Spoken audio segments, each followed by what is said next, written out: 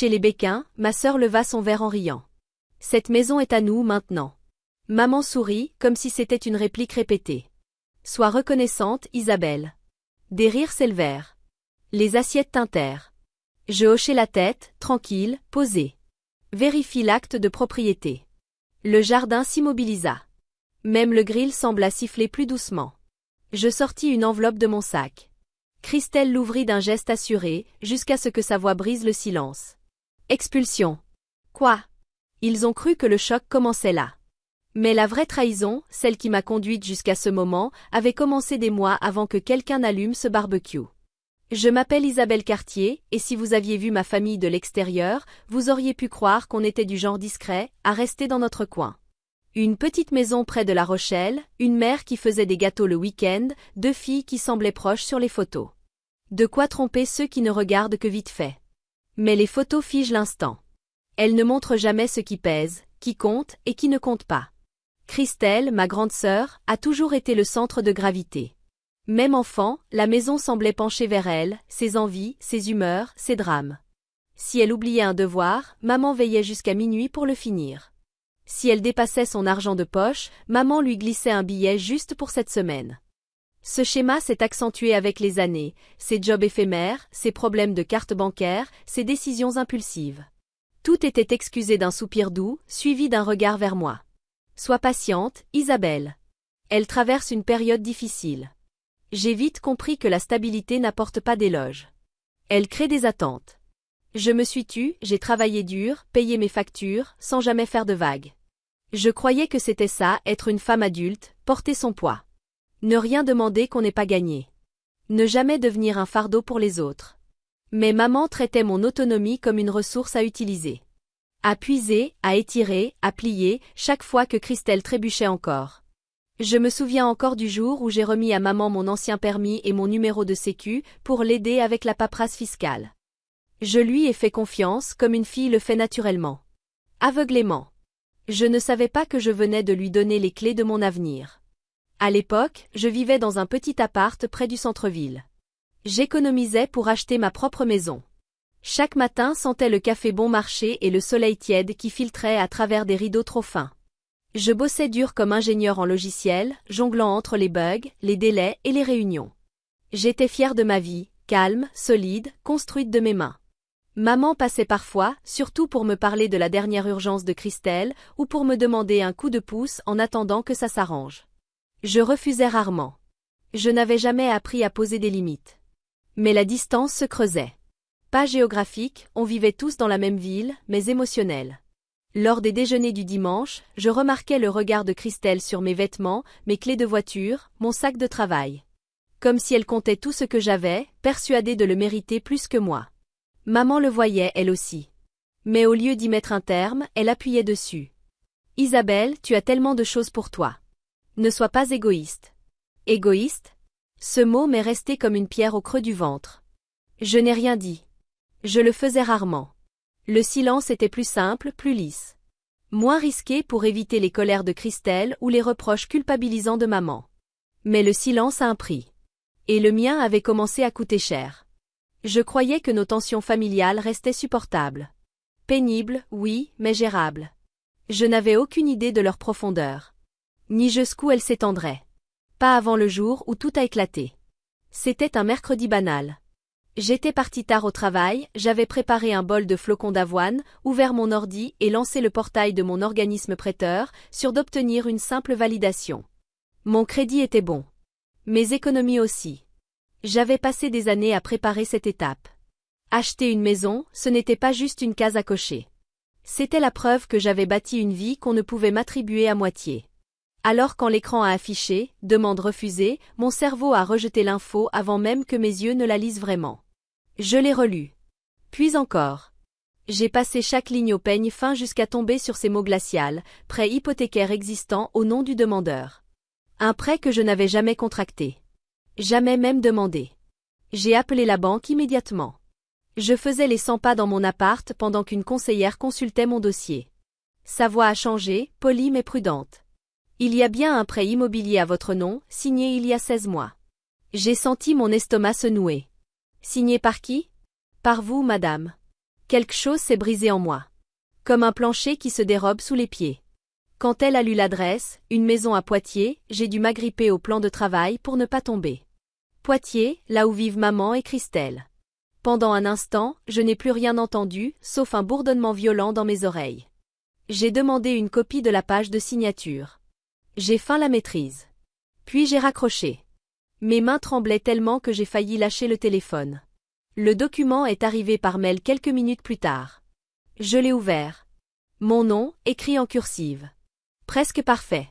Sauf un détail, ma signature ne se termine jamais par une boucle. Et je n'ai jamais signé quoi que ce soit lié à une maison. Ni il y a 16 mois, ni jamais. J'ai appelé maman. Elle a décroché au 3e appel, la voix légère, presque joyeuse. Coucou ma chérie. Tout va bien? Il y a un prêt immobilier à mon nom, j'ai dit. 500 000 euros. Pour votre maison. Un long silence. Puis un soupir. Doux. Posé. Comme si elle attendait ce moment depuis longtemps. C'est déjà fait, Isabelle, disait maman. On paie les factures. Christelle avait besoin d'un endroit stable pour repartir de zéro. Tu comprendras quand tu auras des enfants. Ma gorge s'est serrée. Pourquoi à mon nom? Tu as un bon crédit, répondit-elle simplement. Tu ne t'en servais pas. Et on est une famille. Tu devrais être reconnaissante de pouvoir aider. Reconnaissante. Ce mot-là, encore une fois, me heurta comme un bleu invisible sous les côtes. Je n'ai pas crié. Je n'ai pas discuté. J'ai raccroché. C'était tout ce qui me restait pour empêcher la colère de déborder. Pendant des heures, j'ai erré dans mon appartement en silence, tentant de recomposer un puzzle que je n'avais aucune envie de regarder en face. Maman avait utilisé l'ancienne pièce d'identité que je lui avais confiée. Elle avait utilisé mon numéro de sécurité sociale, mes données, ma confiance. Elle avait signé un prêt en usurpant mon identité et acheté une maison, dans laquelle elle vivait avec Christelle comme si elle leur appartenait. Et le monde continuait, comme si de rien n'était. Mais quelque chose s'était cassé. Une faille nette traversait désormais le cœur de notre famille. Et sous la douleur, sous le choc, quelque chose d'autre commençait à prendre forme. Un déplacement. Une pression. Le tout premier éclat d'une détermination. Les jours suivants, j'ai traversé ma vie comme une spectatrice de moi-même. Je suis allée travailler. J'ai écrit du code. J'ai assisté aux réunions. Mais dans chaque moment de calme, chaque pause entre deux tâches, une vérité revenait, tenace, implacable. Ils m'ont utilisé. Pas par erreur. Pas dans la confusion. Mais consciemment, avec calcul. Parce qu'ils savaient que je ne me défendrais pas. Cette prise de conscience m'a fait plus mal que la signature falsifiée. Le vendredi, le déni avait enfin laissé place à une colère froide, précise, tranchante. Pas une rage explosive. Une lame fine, continue.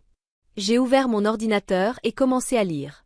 Loi sur les prêts hypothécaires, usurpation d'identité, droit de propriété, droit des locataires. Mon historique de recherche ressemblait au début d'un procès. Et dans le fond, c'en était un. C'est là que je suis tombée sur un détail qui m'a cloué sur place. Dans notre région, si un prêt est contracté au nom d'une personne, même frauduleusement, l'acte légal suit toujours ce nom. Ce qui signifie que la maison était légalement à moi. Pas à maman. Pas à Christelle. À moi. Pour la première fois depuis l'appel de la banque, j'ai senti une respiration revenir. Pas assez. Mais juste assez pour avancer. Il me fallait plus que de l'info. Il me fallait de la clarté. J'ai pris rendez-vous avec un avocat au centre-ville. Un homme calme, posé, qui m'a écouté sans m'interrompre pendant que je racontais tout. Mon numéro de sécu, l'ancienne carte d'identité donnée à maman, les documents de prêt, la signature falsifiée, le coup de fil. Quand j'ai terminé, il a joint ses doigts et hoché lentement la tête. « Vous êtes la propriétaire légale, m'a-t-il dit. Ils occupent un bien qui ne leur appartient pas. » L'air sembla s'épaissir autour de moi. Il me tendit un dossier imprimé. « Vous n'êtes pas obligé de porter plainte contre votre mère. L'usurpation d'identité au sein des familles, c'est plus fréquent qu'on ne le croit. Mais vous pouvez récupérer votre bien, légalement, sans heurts. » Sans heurts? Ai-je répété. Il m'expliqua la procédure. Lettre officielle, notification légale, délais exigés par la commune. Rien de dramatique. Rien de violent. Juste des papiers. Et des limites. Deux choses que ma famille n'avait jamais respectées. Mais qu'elle allait devoir apprendre à connaître. En sortant de son bureau, le soleil frappa mon visage comme une forme étrange d'absolution. Pour la première fois depuis des jours, je me sentais en contrôle. Pas vindicative. Pas enragée. Juste droite. Ce week-end-là, j'ai roulé jusqu'au quartier de Poitiers, là où se trouvait la maison. Je ne me suis pas garée dans l'allée. Je suis restée au bord du trottoir. Moteur coupé, main serrée sur le volant. À travers la fenêtre, j'ai vu Christelle se déplacer dans le salon, pieds nus, riant au téléphone, lançant une couverture sur un canapé que j'avais payé sans le savoir. Maman est passée derrière, portant un panier de linge plié. Elle semblait installée. À l'aise. Inquiète de rien. Un silence glacé, limpide, s'est installé en moi. Ce n'était pas leur maison. Elle ne l'avait pas gagnée. Elle me l'avait prise. Je suis retournée à ma voiture et ouvert la portière passager et sorti une grosse enveloppe jaune.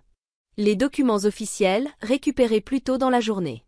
Je passai le doigt sur la tranche, sentant la légère épaisseur du papier. Ce n'était pas une vengeance.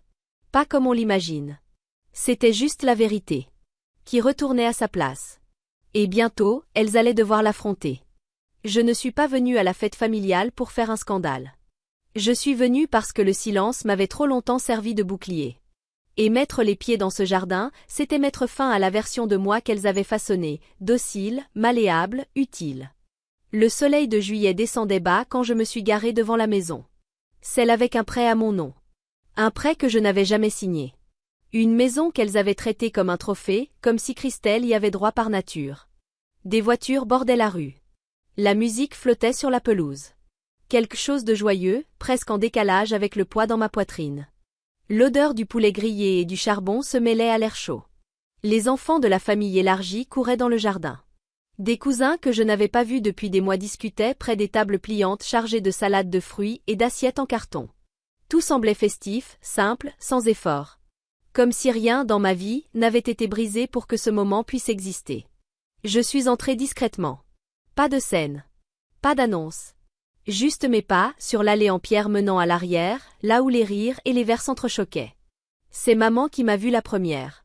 Elle s'est illuminée, agitant la main avec l'enthousiasme qu'on réserve à des invités. Pas à sa propre fille. La voilà. Lança maman avec un grand geste. Viens nous rejoindre ma chérie. Ma chérie. Ces mots frottèrent contre mes côtes comme du papier de verre. Christelle était près de la terrasse, appuyée contre son copain, une robe d'été à fleurs bleues sur le dos. On aurait dit une image de magazine, de ceux qui vendent une vie légère, sans effort. Un verre à la main, elle tapotait le bord du verre avec ses ongles en riant dans un cercle de cousins. Quand elle m'aperçut, son sourire s'élargit, pas de chaleur, non, plutôt une forme d'amusement. « Ah, t'es venue, dit-elle en levant son verre. Je croyais que tu serais trop occupée à être responsable. » Quelques rires fusèrent. Je me contentai d'un léger signe de tête, étouffant cette brûlure familière qui me montait sous la peau. Maman glissa son bras sous le mien et m'entraîna vers une longue table en bois près du barbecue. « Prends une assiette, m'encouragea-t-elle. Y a plein de choses à manger. C'est Christelle qui a tout organisé. Bien sûr qu'elle l'avait fait. Avec ma maison. Mon prêt. Mon crédit. » Je marmonnai une phrase neutre et pris simplement un verre d'eau. L'après-midi s'étira doucement. Les proches discutaient, riaient, racontaient leurs histoires. Et Christelle, elle, circulait parmi eux comme une hôtesse de gala. Elle faisait visiter la maison, montrait sa déco, ses choix, ses projets de rénovation. Chaque fois qu'elle disait ma maison, une corde se tendait un peu plus en moi. Jusqu'à la limite. Mais j'ai attendu. Calme. Patiente.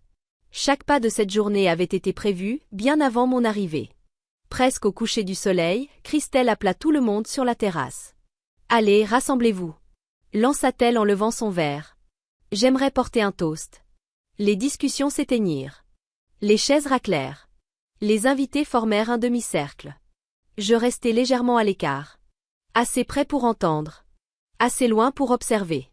Christelle leva son verre, son bracelet reflétant la lumière dorée du soir. « Je voulais juste dire à quel point je suis reconnaissante, dit-elle en souriant largement. Cette maison a tout changé pour moi. Pour nous. » Son copain lui serra l'épaule. Maman, debout près du barbecue, rayonnait. Et franchement, continua Christelle, un rire glissant vers moi, ça fait un bien fou d'avoir enfin un endroit qui est à nous. Cette maison est à nous maintenant. Des applaudissements éclatèrent. Ma main se resserra autour de l'enveloppe dans mon sac. Puis maman ajouta, d'un ton doux mais glissant, presque gras. Sois juste reconnaissante, Isabelle. Pas en colère. Pas moqueuse. Non, juste comme si je devais être honorée qu'on ait recyclé mon avenir pour le confort de quelqu'un d'autre. Les regards se tournèrent vers moi. Ils attendaient la fille tranquille. Celle qui encaisse. Qui ravale tout pour préserver la paix. Je n'ai pas crié. Je n'ai pas surjoué. J'ai juste hoché la tête. Un simple mouvement. Presque imperceptible. Mais à l'intérieur, tout s'est aligné. Avec un clic froid et définitif. Vérifier l'acte de propriété, ai-je dit. Ce n'était pas fort. Ça n'en avait pas besoin. Le jardin se figea. Les rires s'arrêtèrent net. Quelqu'un baissa machinalement sa fourchette pleine de salade de pommes de terre. Même les enfants ralentirent, sentant le changement d'ambiance. Maman cligna lentement des yeux. « Qu'est-ce que tu viens de dire ?» Je posai mon verre et sortis l'enveloppe jaune de mon sac. Le froissement du papier fut plus puissant que n'importe quel cri. Christelle rit à nouveau, mais cette fois, son rire trembla. « C'est censé vouloir dire quoi ?» Je fis un pas en avant et posai l'enveloppe sur la table. « Si cette maison est à nous, dis-je, alors on ne devrait avoir aucun mal à consulter l'acte de propriété. » Son sourire vacilla. Maman tendit la main, ses doigts tremblants, avant de se raviser. Isabelle, c'est ni le moment ni l'endroit. Christelle la saisit à la place. Très bien, lâcha-t-elle en arrachant le seau. Mettons les choses au clair. Elle sortit les papiers. Des pages de texte juridique. Des signatures.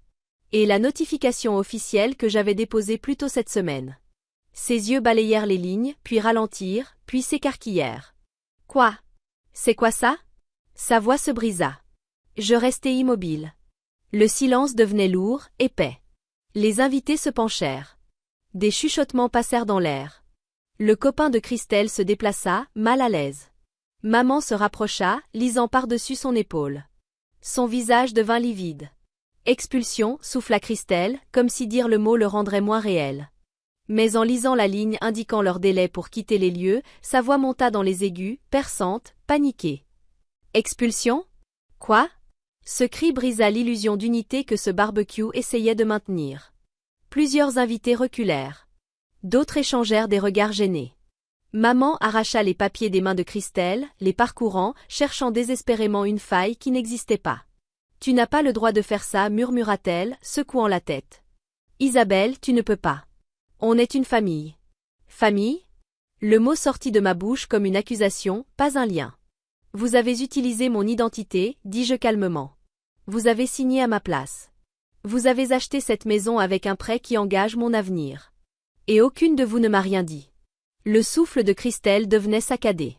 On payait les factures, balbutia-t-elle, la voix brisée. Tout le monde aide sa famille, tenta maman. Elle n'a jamais terminé sa phrase. Ce n'est pas de l'aide, ai-je répondu. C'est une fraude. Et si je ne porte pas plainte, c'est uniquement parce que j'ai choisi de mettre fin à tout ça dans le calme, légalement, équitablement. Maman serrait la vie dans ses mains. Sa voix tremblait. On est censé aller où maintenant? Je croisai son regard. Ce regard que j'avais tant de fois interrogé, supplié en silence pour un peu de compréhension. Là où moi je suis allée quand j'avais besoin de stabilité, ai-je dit.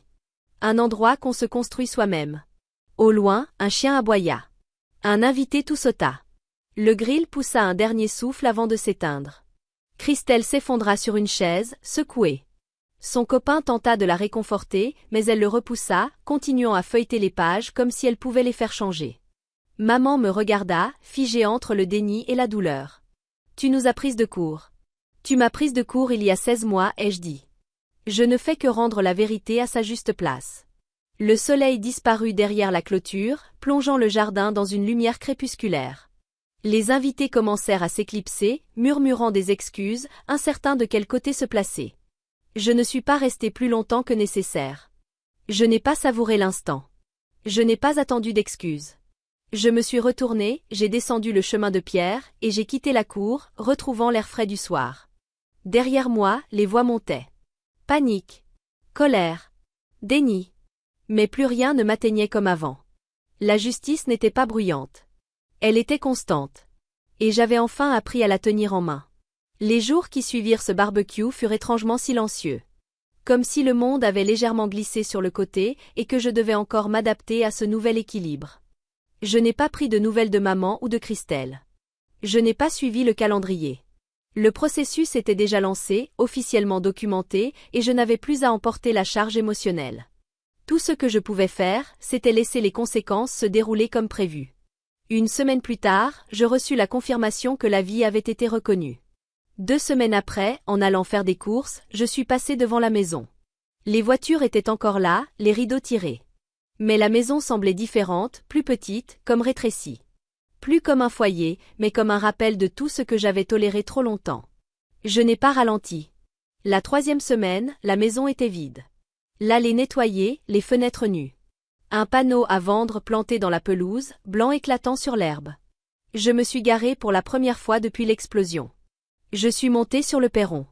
Aucun souvenir ici ne m'appartenait vraiment, mais pour la première fois, l'endroit me sembla honnête. Pas de secret. Pas de manipulation. Pas de sentiment d'avoir à m'excuser d'exister. La vente fut plus simple que je ne l'aurais cru. L'argent fut rapidement transféré. J'ai remboursé le prêt, fermé le compte, et utilisé le reste comme acompte pour un petit appartement de l'autre côté de la ville. Ce n'était pas luxueux. Ni spectaculaire. Mais c'était à moi. Gagné, pas volé. Le soir de mon emménagement, je suis resté près de la fenêtre, une tasse de thé entre les mains, observant les lumières de la ville danser sur les vitres. Pour la première fois depuis des mois, mes épaules se sont relâchées, ma respiration s'est apaisée. Et le silence n'avait plus le goût de la peur. Il avait le goût de la liberté. Dans les semaines qui suivirent, je n'ai eu aucune nouvelle de maman ou de Christelle. Peut-être qu'elles étaient en colère. Peut-être honteuses. Peut-être convaincues d'être les victimes. Mais leur silence ne faisait plus mal. J'avais repris quelque chose de bien plus grand qu'une maison. J'avais repris possession de moi-même. Et si toi aussi tu as dû sortir de l'ombre d'une famille? Tu sais que cette victoire-là est silencieuse, mais elle change une vie.